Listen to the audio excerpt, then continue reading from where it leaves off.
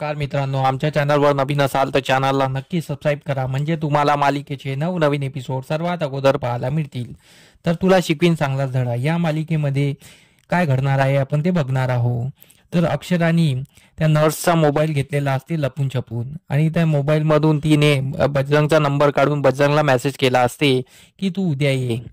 म्हणजेच बजरंगला ती उद्या बोलावते आणि तो बजरंग त्या नर्सला भेटायला येतो. नर्सला भेटायला आल्यानंतर अक्षता त्यांचा लपून एक व्हिडिओ बनवून घेते, म्हणजे एक पुरावा म्हणून की बजरंग आहे. तर यासाठी अक्षराने ही चाल खेळलेली असते. इकडे चारुवास आणि चारुलताचं लग्न असते, म्हणजे भुवनेश्वरी आणि चारुवासचं लग्न असते.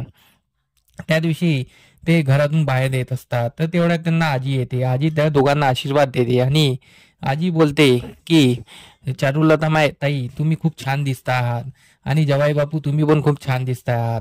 आणि ते दोघंही तिचा आशीर्वाद घेतात आणि ते लग्न मंडपात जायला निघतात. लग्न मंडपात गेल्यानंतर तेव्हा लग्न मंडपात गेल्यानंतर त्यांची एंट्री झाल्यानंतर, त्यांच्या एकमेकाच्या गळ्यात हार टाकून झाल्यानंतर मंगळसूत्राची वेळ येते. मंगळसूत्र घालत असतानाच तेवढ्यात तिथे अक्षराची एंट्री होते. अक्षराची एंट्री होताच भुवनेश्वरी म्हणजे चारुलता ही तिच्याकडे बघत असते, आणि तिथे अधिपती पण तिच्याचकडे बघत असतो. सर्व तिला पाहून शॉक असतात. तर अधिपती तिच्याकडे जातो आणि बोलतो, मास्तीरबाई तुम्ही इथे कसा आहात?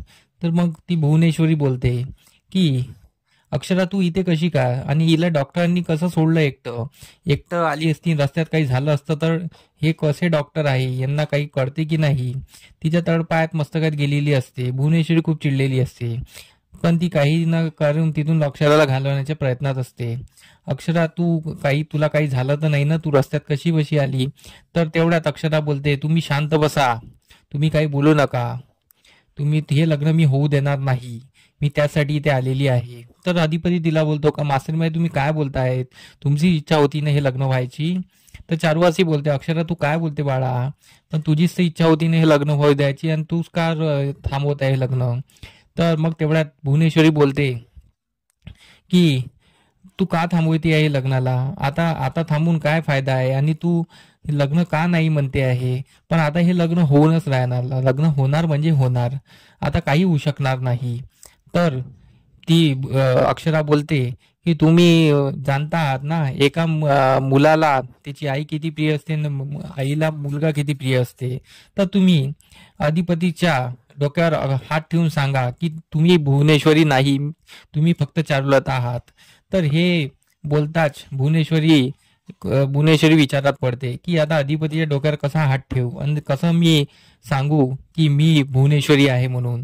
तर ती विचारात पडते. तर तिचा हात थरथर कापत असतो, ती डोक्यावर काही हात ठेवत नाही. अक्षरा तिची वाट बघत असते, ती डोक्यावर हात ठेवून कधी सांगत असते. तर असा काहीसा भाग आपल्याला पाहायला मिळणार आहे की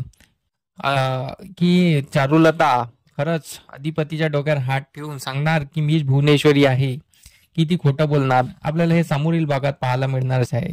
तर आमचा एपिसोड कसा वाटला आहे मला कमेंट करून नक्की सांगा. धन्यवाद. व्हिडिओ कशी वाटला हे आम्हाला कमेंट करून नक्की सांगा. तुमचा प्रतिसाद आमच्यासाठी खूप महत्त्वाचा आहे.